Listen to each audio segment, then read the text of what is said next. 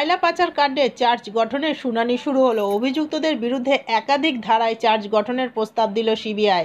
বৃহস্পতিবার আসানসোলে বিশেষ সিবিআই আদালতে মোট 48 জনের বিরুদ্ধে চার্জ গঠনের প্রক্রিয়া শুরু হলো। এর মধ্যে 10টি কোম্পানি, 12টি পাবলিক সার্ভেন্ট এবং 26 জনের বিরুদ্ধে ব্যক্তিগত চার্জ গঠনের প্রস্তাব দেয় সিবিআই। কয়লা পাচার কাণ্ডে কিংপিক অনুপ মাঝি, বিকাশ মিশ্র ও রতেশ বর্মা বিরুদ্ধে বিশেষ ধারা দেয় সিবিআই, যেটা কোর্টের কাছে প্রস্তাব হিসাবে রয়েছে। তবে অভিযুক্তদের আইনজীবীদের কথা শোনার জন্য সময় দেওয়া হয় আগামী সোমবার। Green Asansol, clean Asansol. আজকে প্রসিকিউশন মানে সিবিআই নিজের চার্জ যে সেকশনে চার্জ করবে সেগুলো আজকে প্রপোজাল দিয়েছে।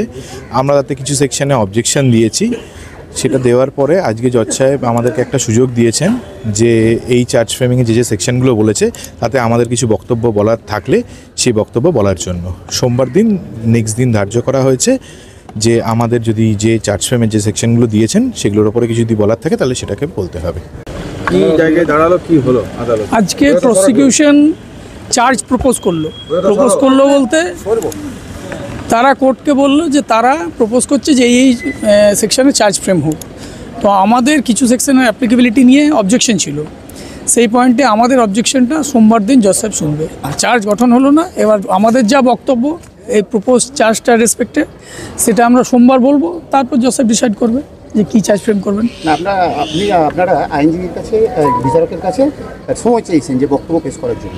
হ্যাঁ, যে আমাদের যা বক্তব্য এই প্রপোজড চার্জের এগেনস্টে সেটা আমরা সোমবার বলবো।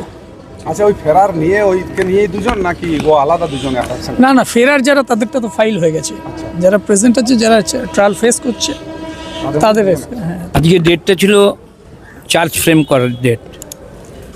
আজকে আসামিদের মধ্যে দুজন আসেনি, একজনের মাতৃবিয়োগের জন্য আসেনি আর একজন অন্য কোনো জায়গাতে অসুস্থতার জন্য আসেনি। সাহেব বলেছিলেন আজই আমি চার্জ ফ্রেম করব। ওদের জন্য 205-এর আমরা অ্যাপ্লিকেশান দাখিল করার পর প্রসিকিউশনের তরফ থেকে স্ক্যান করা হয় কার কার বিরুদ্ধে কি চার্জ হবে।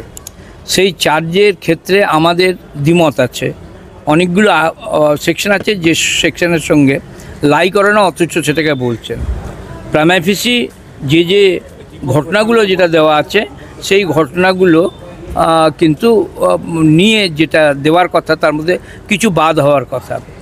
সাহেব আজকেই করতে চেয়েছিলেন, আমরা বললাম মিনিমাম আমাদের একটা দিন সুযোগ দেওয়া হোক এবং যেটা আইনে পারমিসেবল 240 অফ দি সিআরপিসি যেটা পারমিসেবল, সেজন্য সোমবার দিন উনি আমাদেরকে এটার উপর বলার সুযোগ দিয়েছেন। আসামিরা আসতেও পারেন, নাও আসতে পারেন। পরবর্তীকালে আসামিদেরকে এসে চার্জটা ফ্রেম আউট হবে।